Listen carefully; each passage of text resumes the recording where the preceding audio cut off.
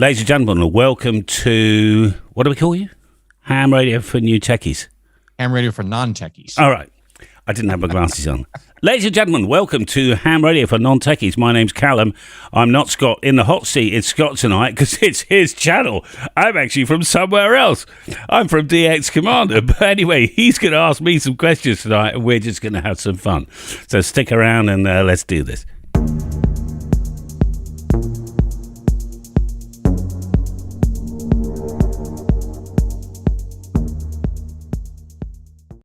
I know you had some questions for me, Scott. Shoot, brother. Yeah, absolutely. I bought my first DX Commander from you about a month ago, and I got the Classic and spent about a day or two setting it up.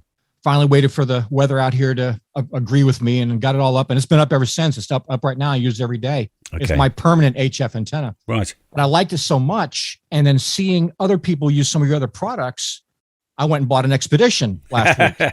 Yes. And that came in today. Yeah. So video's coming. I look forward to it. I hope we got the packing right.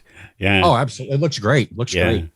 One of your first questions, and I'm sorry to butt in here, but I think it's appropriate right now for me to just stamp down, is you had this, what DX Commander is right for you. You wrote to me on the email. And I just thought, while that's in my head, before I get sidetracked because of my condition, I would answer that. You're absolutely right. The first antenna that most people buy off me is normally the Classic, because that's the strongest, the toughest, does all the bands. You can take it on holiday. You can put it in the backyard. I've got customers that have left them out. They've had them out for 3 or 4 years now, and they seem to sit there. They take them down once a year and you fiddle around with it, whatever. But in the main, snow, ice, rain, wind, in the main, they stick up. Occasionally, I had an email today from Stuart in Hungary, in Budapest. The title of it was, on the email, was Man Down. And he'd had a big storm come through, and it had caught him off guard, and it broken. But what I do, and you might not know this, Scott, is that I do a replacement at cost service for people that just snap the pole. Because that's fantastic. I've already made the money, Right. I mean, I think we make a $5, pays for the cardboard and whatever. So that's the number one, and that's the one we just used to do. But then it was Rowley in New Zealand, ZL1BQD, said, love it, Callum, but it's a pain in the butt to get on the aeroplanes. Can you get a shorter one? I spoke to my supplier and he sent me a sample and it was a little bit shorter. It's literally just over 2 feet, the box, isn't it? But it's actually that much longer than the Classic, funnily enough, because there's just lots and lots of sections. But to get lots and lots of sections, the wall thickness is a little bit slimmer. Doesn't mean to say it snaps faster. It bends a hell of a lot. And I just made a plate set for that. I think we're on the Mark II or the Mark III at the moment. Just little design changes so that people can still have... I just put less elements up. You get the 40 and you get the 15 with that. In the main, people will then run 20 and 17. And then I put a little one up the side for people to do 10. So they can still got 40, 20, 17, 15 and 10 on the Expedition. And it's my holiday antenna. Do you know what I mean? Mike, a K8 MRD, that's his favourite antenna ever. I've just refreshed him, actually. I just sent him a new pole because I thought if he's still making videos about it, it's probably a bit scratched. And he seems to like it so far. He's been using it in a lot of his videos. Yeah. But it's funny you mentioned those bands because on my instruction manual for your thing here, I picked 40, bands 20, be going for 70. There we go. Yeah. And you can run 10 up the side as well. You'll see there's enough components to run 10 up the side. Cool. And you would have thought that 10 meters ground mounted it's not going to work very well. And in fact, that's what I thought until Tom and I, a couple of years ago, were out in the hills. We thought, we'll go on 10 because it was open. And we had a pile-up, sporadic E-pile-up. It was fantastic. So we did the Classic, and we did the Expedition. Then we went down. I bought the 7-meter pole from my supplier, by the thousands, And I kick-started a few. We called it the light to start with. There was round plates, then there was square plates. And I scrapped the whole thing because what I realised is that there was a market, particularly for the HOA guys in the US and some people who just want a visual footprint that's like at 25 feet to do 30, 20, 17, 15, 12 and 10. And that's it. So it's a mini classic. We call it the Rapide. All right. And then I had this daft idea of taking the 30-meter element, making a bit of a coil and getting it to work on 40, and it did. So anyway, that's that. And then we had the even crazier idea of doubling the size of a classic onto this 18-meter monster. And with the lowest band, instead of being 40 meters, being 80 meters. And we called it the Nebula, the 18-meter. Wow. I've seen pictures of it, but I can't grasp the height of this thing. I'm assuming it's about 60 feet tall. Yes, that's right. Yeah. You just, I'll put a cutaway on the screen now if it's on my channel, but I'll send you the cutaway. It's just gigantic. It's just gigantic. It's not your first antenna, that one. Right, for sure. And then the last one, we haven't got it in the wild yet. It's based on a 12-meter pole. So take the Rapide, the 7-meter, double the size of it. We'll still get 80, fingers crossed, with a coil. So it's me a compact nebula, if you like. So take the extreme and compress it into a 12-meter size. Very nice. Fantastic. Anyway, that's how I pay the bills, Scott, and that's how it all works. So with all these antennas, you got a lot of antenna, or a lot of different variations of the antenna. And like I said, the classic is one of the most versatile. Yeah. Let's go back to the beginning here. What inspired you to start making and selling these antennas? It was just an accident. I was on holiday. I had a 10-meter pole. I had 40 meters running up the side of it. And just going back to my fan dipole theory, I just didn't see any reason why I couldn't run another element up the side of it and get 20. I did that and I had a lousy match because I believe at the time I was too close together. But I had a smaller pole and I just tried it on 20, 15 and 10 and that worked. So when I had time to think about it over a couple of weeks, I thought, I bet you all I need to do is increase the spacing between the 40 and the 20. It would all come together. And then I made some prototypes. And that was my holiday antenna, because I like to go away on holiday with an amplifier, would you believe? And I didn't want to have to bring a tuner as well. I just wanted no ATU, because that's the older idea of my antennas. And that's why it works for me, is I wanted an antenna. I didn't need an ATU, because particularly when you're running an amplifier, you just want better than 1.5 SWR all the time, Go and shoot. And it just gradually, I think I made 20 of them and I went to the local Hamfest thing, and I sold 10. And I just kept reinvesting all my sales back into better tooling, better machinery and all that stuff. And that went on for a couple of years. In fact, only this year, for the first time, it's nearly 4 years, Wendy and I actually take a salary every month. And pay the rent and pay my son, because we've now finally built the stocks. Took years to build the stock levels so that everything's paid for. And by the way, Scott, I had a massive help at the back end of last year from my subscribers, who in a period of 3 or 4 days donated £15,000, so nearly $20,000, to help me move from the old factory to the new factory. And I was running into some cash flow issues. And we got over that. And I'm still spending that 15,000 actually. I've got some more stuff to buy in the office. We've put a new mezzanine floor in. And I've got a massive update to launch in a couple of weeks' time. But I digress. I can't remember what the question was now.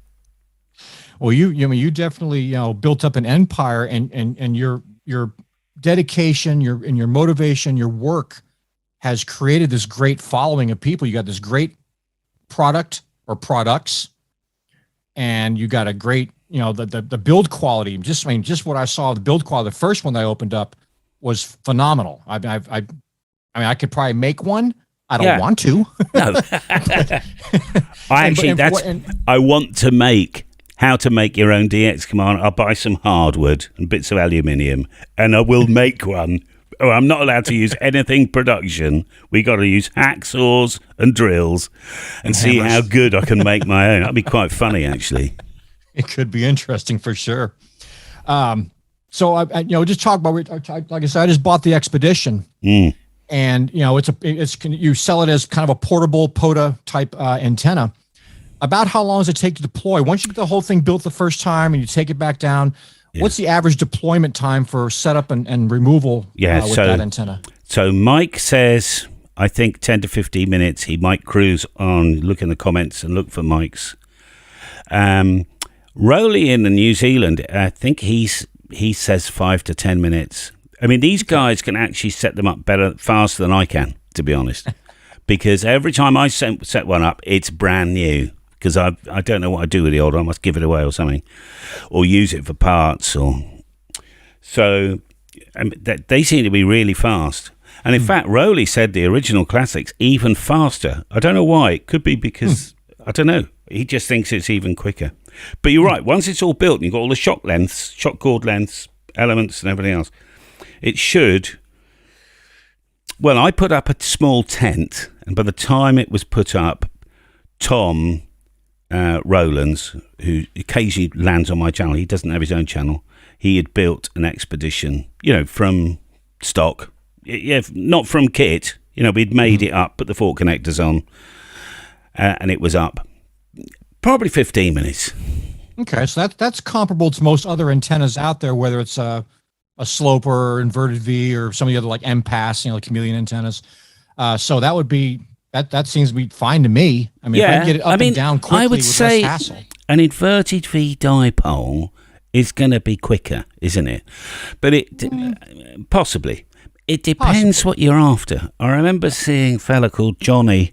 He compared two antennas, and you look at the plots. It was mine versus somebody else's. He had roughly the same amount of contacts, I think, with the other one, but he got an extra 500 miles on average, 1,000 miles on mine.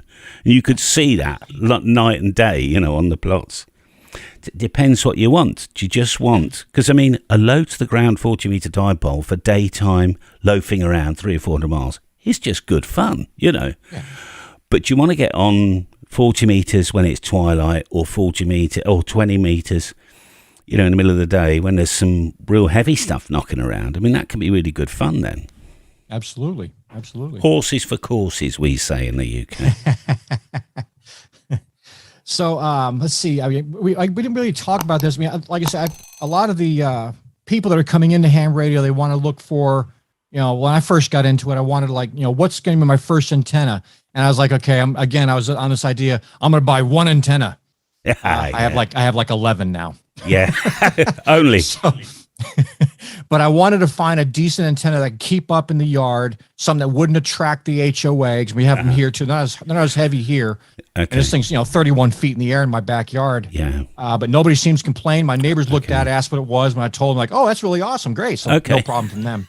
Lovely. But I wanted to try to find an antenna that would be perfect for anybody who wants like an all bander all HF bander. Yeah. And I after looking at all the different antennas out there, yours was the one that I ended up choosing, just because of the reviews, the performance. Like you said, you had somebody who used yours and made an extra 500 contacts. That's 500 crazy. Miles, or certainly. 500 miles. Yeah. Same amount of contacts, but extra miles. Oh, that's cool too. I actually made an FT8 contact with your antenna last night in Spain. Okay, lovely. Echo Alpha. That was kind of cool. That was kind of fun. Yeah, nice. So you have, all antennas, if you, especially keeping an antenna up outside and it's up all day, summer, winter, fall, spring, whatever, and you got weather hitting it and sun and everything like that. And especially here in Texas, we got the sun is almost as bad as it is in Australia. Yeah. Over time, things are going to degrade. So if the wire degrades, do you guys sell replacement wire? Right. The wire doesn't seem to degrade. I'll tell you the two things that do degrade on very hot sun is the plates. Over about 3 summers, you can develop cracks in them. And the little plastic carabiners can go brittle. They don't, so the tabs break off. They still work, right? But the little mini tab breaks off. So, funny enough, I've been talking to, and this isn't a loaded question, you just happened to ask me that at the time. I've looked and I've spoken to the company that supplies me with plastics is a company called Odeby Plastics. They're in Leicester in the UK. And I spoke to their product manager and said, if I didn't want these cracks in 3 years, what product can I have? Bearing in mind, there's very high RF fields, if you know what I mean. Well, they did come up with a product, but it would increase the price of a DX Commander, which is just over a couple $100, to about 400. I'm thinking, well, but there's a spray, and I've just bought some on Amazon. I'll do a review of this spray. It doesn't dry it remains wet, but you wipe it on the surface to dry it off. And you reapply it every couple of months in the summer, and that will stop the UV. So it's a UV protection spray for those people who want to protect their investment. Perfect. I think that's probably fantastic. The best way out of this whole problem. Absolutely. That's what I was thinking too. If you found some kind of like a silicone or something that would just protect the sun and keep the plastic. I mean, plastic's not really moist, but you want to keep from getting brittle, and that would probably be the best way to do that. One customer that has put some vinyl over the top, and he's cut it down and then wrapped it underneath, and just keeps the sun off it. White vinyl or black vinyl or something. I mean, yeah, absolutely. And that's the problem with the Australian guys in the Mediterranean. I know Texas, Nevada, places like that, where you've got, modern civilization, people with ham radios. And it's like the red cars, they go like a dusty red, don't they, over time? Yes, everything gets attacked, and it's hard work. So, but this UV spray, I'm going to do a little giveaway, actually. I've got high hopes for it because it was... I don't know. I was about to say NASA use it, but whatever. I don't know. Somebody used it that I thought, oh well, if they're using it, that's okay. So switching gears a little bit here, I'm sure people are probably asking. You do a lot of stuff. You're doing lots of YouTube stuff. You're running this company. You have your regular life, all this other things. So how do you find the time to fit in everything? What's your secret sauce? What's your tricks for this? I think the secret. So I'm currently going through a diagnosis of my brain. So I've got ADHD, and it's more than likely I'm autistic as well. I have. I am obsessive about what I do. All right. So so I couldn't put the camera over here because I'm not obsessive about all this. Sitting over here. I know where everything is, but it's crap, right? But the things I'm interested in, I'm obsessive about. Completely obsessive. So I've got 49 videos on paper. And they're the next videos I've got to do, right? And I always know what the next 3 are. I don't know what the next few, that's going to be an easy one, but I'll need Mike and my son knocking around. So if he turns up at the right day, at the right time, at the right lighting, I'll grab a camera and go, can we do that video? So, and I'm slightly behind at the moment on my studio videos, but I plan for that. But you are the beginning, and I've done a few others recently of what I called, we're coming into the fall, the autumn, and that's when historically I sit behind the camera more here. I think it's an obsession and a very strange sleep pattern. So about 6 hours at night and then 2 hours in the afternoon. Yeah, being a YouTuber doesn't really afford you the. I mean, if you're doing it as a dedicated part of your life, you're not going to have a 9 to 5. You don't get to clock in at 9 a.m. and clock out at 5 p.m. Man, sometimes I'm up till midnight, 1, 2 in the morning. Yeah. Or I'll wake up at 3 in the morning and I have a notepad next to my bed and a pen. I'll start writing down stuff real quick so I can go back to sleep and shut my mind off. Yeah. So, I mean, just while other people might get up and look out the window, read the paper, or, have a cup of coffee, the first thing I do is this big machine comes on. I do my emails, I do all the comments. I check the schedule about have I got a video coming out on Friday, because that's normally the one that I'm worried about. All that. It takes me an hour just to boot up and get that out of the way. And then I go and see Wendy, and we have another cup of coffee there, maybe take the dogs out briefly. Then I'll go to work. And then normally it's FedEx, DHL, UPS, whoever, some parcel's gone astray. and it's just, I do 4 hours, then DX Commander, making the money, And Wendy and my son both work with me, so we make sure we've cracked all the problems. I do a lot of supplier management. I'm forever after my aluminium bits. I've just found a fantastic new process to take my aluminium pieces, and they put them in a big barrel and roll them with pebbles and sand, and I don't know, it deburrs it all, and you end up with this marvellous finish. So I've just commissioned him. So now I can get the cheapest laser cutting possible, knowing that they're going to be treated with this rolling barrel thing. Yeah. And they end up fine. What I was trying to do is get the laser cutting perfectly, but I was always getting, as you'll notice when you open your Expedition, it's just a little bit scratchy on the edge. But anyway, I've cracked it. That's why they make sandpaper. Yeah. And I'll tell you, the 2 times I've ordered from you, I ordered I think I ordered my classic. I ordered on a Wednesday, and it showed up on Friday. Yeah. And I ordered this one the other day, and boom, it's here today. Yeah. Let's tell the viewers the truth, right? It's I accidentally refunded Scott. Okay. And it took him a couple of days to pick up on it. And because it was just accidents happen. That's how you deal with the accident. Okay. And I think we dealt with it. I made sure we got it out the door Monday, and you got it today. And it's Wednesday today, isn't it? Yeah. It was fast. I got here before noon. Yeah. Well, you see, the thing is, I used to save, like $5 a box to the US by going economy FedEx. But I spent my life solving problems. Where is it? It's gone missing, and everything else. I realised if I spend, it's about £4, so it's probably $6 ish more. What happens is you end up with you can't see it, but the FedEx people immediately see its priority.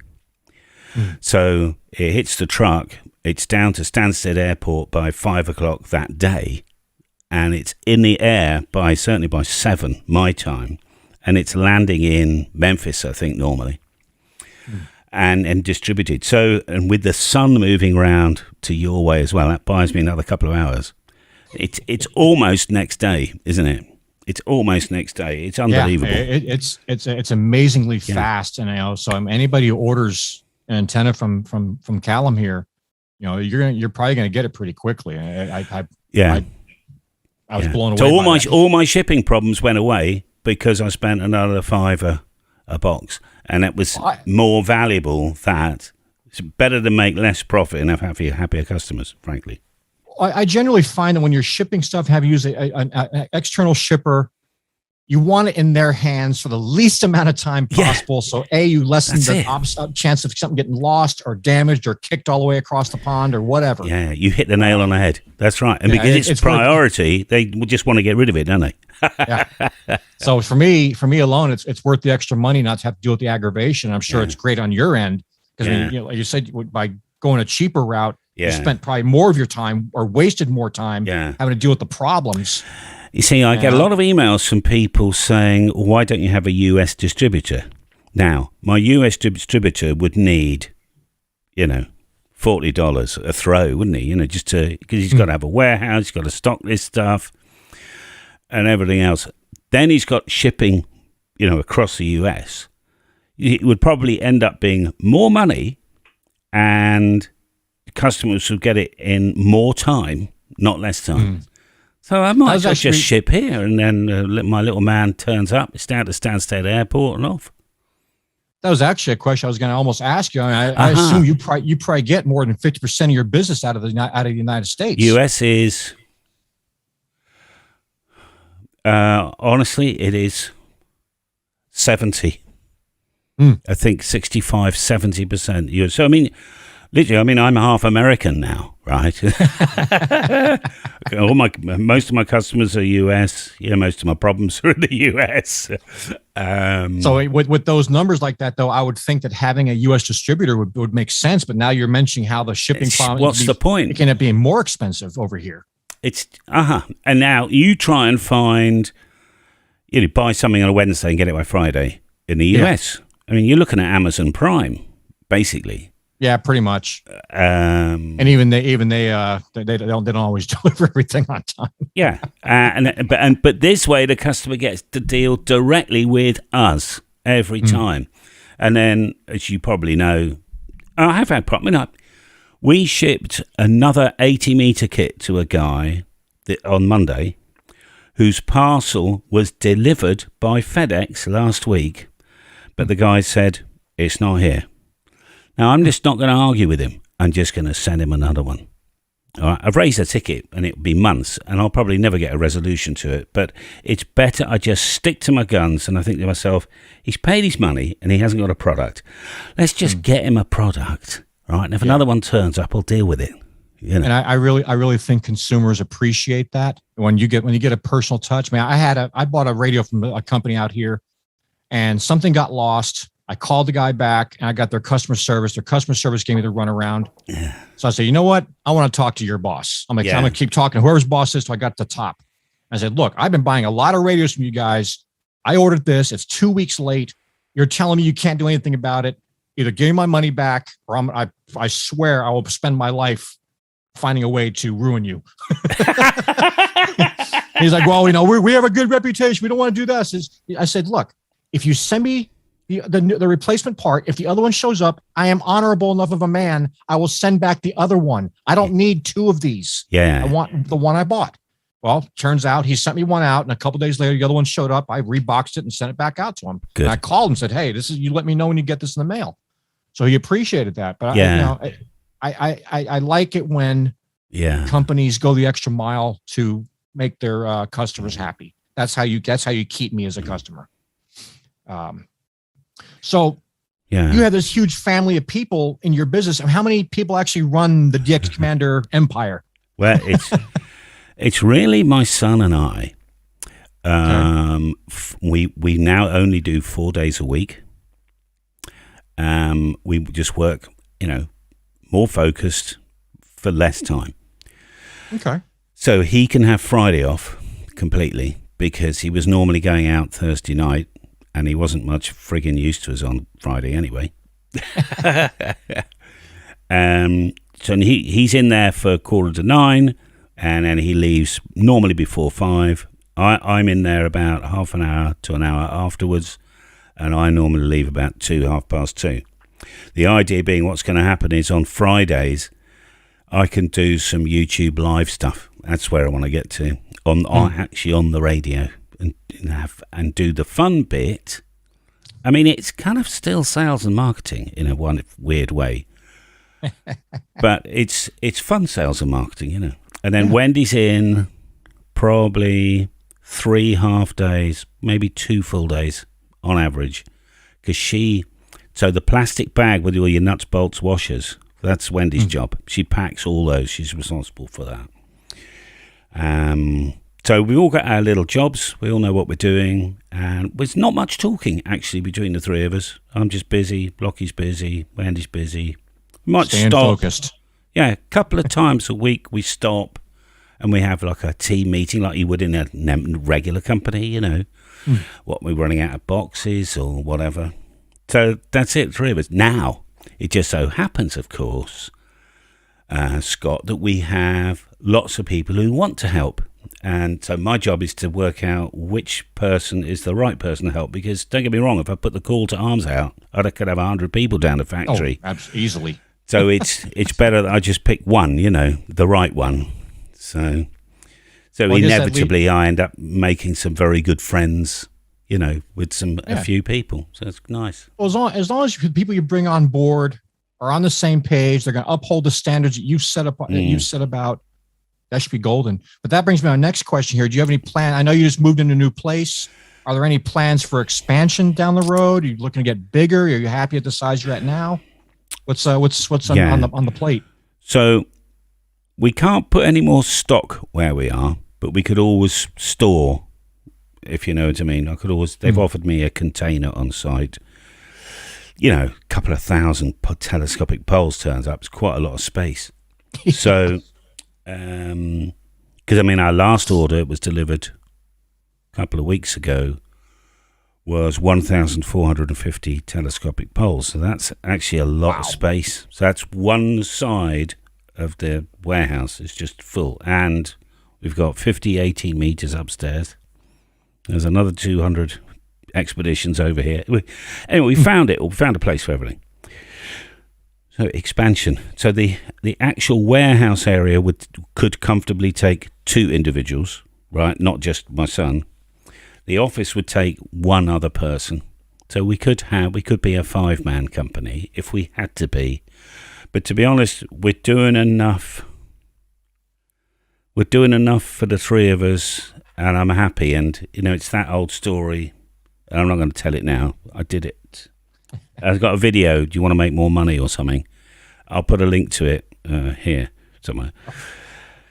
And it's just a great story of a guy, You'll like it. But it's why I'm not rich, effectively, because I just don't want the hassle. Now, there's some product that I want to develop that is, almost patentable, so I can't tell you about it. But there is one particular product which I think the American market would love.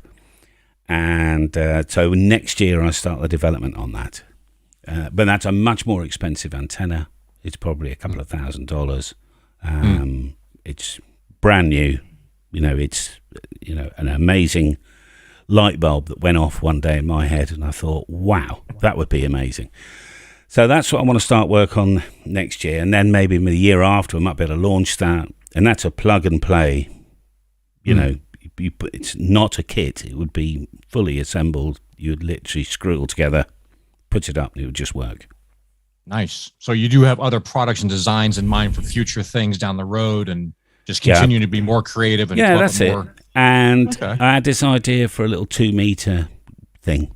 But anyway, that would just be for me, and people might want to buy it, like all these things. I think the fun thing is, Scott, I make most of this stuff for me, and then if people want to buy it, that's fine, Hey, you run up the flag and see who salutes it, and I think... well, there we are. I think the response you've gotten from just a couple antennas you've got available now has been probably blew you away a little bit. I would assume. It's unbelievable, Scott, being able to pay your son a decent wage, pay a proper commercial rent, and Wendy and I take not a lot but enough home, to pay the bills. And it's this is I think my 4th company. They've all made a profit. They've all done well. This is the happiest I've ever been, though. It's a good feeling of accomplishment to see your hard work pay off, not just monetarily, but just in general well-being. Yeah. I still have to pinch myself the fact that more than 10,000 people on YouTube subscribed to my channel. I can't quite believe that bit. I know what 10,000 people looks like in an auditorium. And I think one by one, every one of them actually did that too. I think we're just about to pop over 38,000. That's amazing. You're a fantastic personality. It's a joy to watch your shows, the stuff you talk about. Even when you're just like doing interviews, like people like me, it's enjoyable to watch and hear your point of view on things and hear the input you give on your interviews and on your different shows. So I think that people like the entertainment value, but they're also looking for the information. To give them both of that. I think that's a winning recipe. I do think it's got to be a little bit of fun as well. I also love the idea of people not quite sure what the hell I'm going to do next. Keep them guessing. Keep them guessing. I go on Jason's show every now and again, and you can see him going, "No, don't start swearing again, Callum." Well, the only other thing I was going to ask, I'm sure I know I sent you guys a couple of emails like, where's my stuff? Yeah. I wasn't freaking out about it. I was like, oh my God, I don't know what happened. I looked at my thing and it says you're still waiting for payment. I made payment like 2 weeks ago. Yeah. So what are the strangest support emails you've had to deal with from customers or just people in general? It is, yes, it's human element. I think there's two sides. There's the delivery side where something just goes wrong. Well, very often don't know it's gone wrong until they get in touch with me. And then there's two ways of them getting in touch with me. Hello, Callum, I ordered this on such and such a date. Just to let you know, it hasn't turned up yet. Can I have an update, please? Then you get exactly the same problem, but with a different guy. Where the hell is my thing? You've got my money and all this stuff. Now, that actually winds me up. Wendy has to calm me down. He just wants to know where his stuff is. And it's the way he's addressing it. He's not trying to be rude. He's just probably having a bad day. So Wendy teaches me a lot about that. So I just sit down and get all the facts, And sometimes it's actually stuck in bloody Memphis, or something. I don't know. Or it's been delivered. But I never go, you've got it. I'll say, okay, this is what the tracking's saying. It's saying it's been delivered. If it's not been delivered, can you let me know? And can you walk your property and look under the steps? Because one guy, he found it under the back steps after sending him another one. But anyway, in fact, did I get that one back? No, what we did is we sent it to another customer in the US. There you go. Yeah. So there's the delivery side, and then there's what I call the installation guy who's passed his ticket, but he didn't really concentrate on. He passed his ticket, and he doesn't actually know what an antenna is. He doesn't know what he's bought. He doesn't know anything. He doesn't want to read the user guide, and it doesn't work, And I've just got to start from scratch. And the easy way I've discovered is, can you please take a picture of your installation? Oh, no. And, and I want two pictures, big wide angle, just so I can see where it is. And then the other one is go under, right at the bottom and go up. Because very often you'll find that some people, all the elements are tangled up. I was going to say, I bet you get some horror show pictures. Something looks like a spaghetti mess. Yeah. And I said, well, it's not going to work like that, is it? No. So, I'm very polite. Okay. And I go into tutorial mode, say, take it down, do this. And we've never had an issue we couldn't crack, ever. We've had issues where the customer's gone, do you know what? I don't actually want to try and crack it anymore. I'm happy as it is. But it's right next to a tree, or it's right next to like a fence post with rebar in it, maybe. We've worked out it's probably the rebar or something, But I've never had a customer that just we can't fix somehow. If he's not prepared to relocate it, for instance, sometimes just move it 4 foot over here, you'll probably fix your problem. Yeah. Well, I actually with those radials, I had 20 radials I cut for the Classic, and I have German Shepherds that run back there. I have to mow the yard eventually. And what I was doing before, my wife would go out and pick up all the radials and hold them while I ran by with the lawnmower. Then she'd spread them all back out. Well, my new solution is I went on Amazon. I bought some yard staples. They're about 8 inches long. And I put 5 yard staples per radial. Okay. Stuck them in the ground and hammered them down into the ground. Yeah. Ran over my lawnmower yesterday. No problems. Yeah. And they've started to disappear, I would have thought. Yes. Yeah. I'm letting the grass grow on the other side. I'm not mowing that for a while. I'm going to try to let everything kind of bury and to get in there. But as far as, the instructions on your for any of your antennas, I went through with the Classic and I read through the whole thing first. I don't read instructions. I usually configure things out, but this I didn't want to mess with because I didn't know what I was getting into. Yeah. So I took notes and I wrote down little notes on things and start here and then go. I highlighted this next section and got there. So as I was building the antenna, I would check off sections on your instructions. Yeah. And that made building it a whole lot easier. And I got it right the first time. Uh-huh. But the trick is really just following your instructions are thorough. They're very complete. You don't leave any question of anybody in anyone's mind as to, am I doing this right? Yeah. This is the measurement. Make that measurement, cut it. You're good. I really appreciate that. Interestingly, the new version, I don't know. How long ago did you buy the Classic? Well, less than a month ago. Okay, so you probably had the new version. I used to have, and actually that's the dumbed down version. I used to have one that was about another 4 pages long, and it had all the thinking behind it as well, and it just used to confuse it confused the hell out of the odd journalist that was doing a review for a magazine, right? It didn't seem to confuse any customer. But the comment was, you could make it a little bit more streamlined. But, I got the point. But you got to remember, in the early days, nobody knew how this thing worked or what it was. And so I needed to be on YouTube. I needed to be able to say, look, this is a weird piece of thing, and it does this, and this is how you make it. Yeah. And you got to remember, I mean, the first 100 customers, I can't believe, took a flyer on this thing. It's incredible, really. Rowley actually said to me, he said, I saw your video, and he said, I slept on it at night.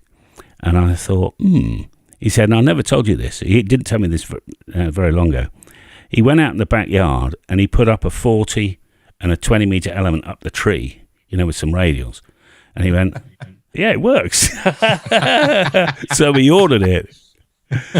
And that's funny. He's my kind of Southern Hemisphere rep, isn't he, really? Rowley, ZL1BQD. I don't know if you might not have seen his stuff, but he's a good man.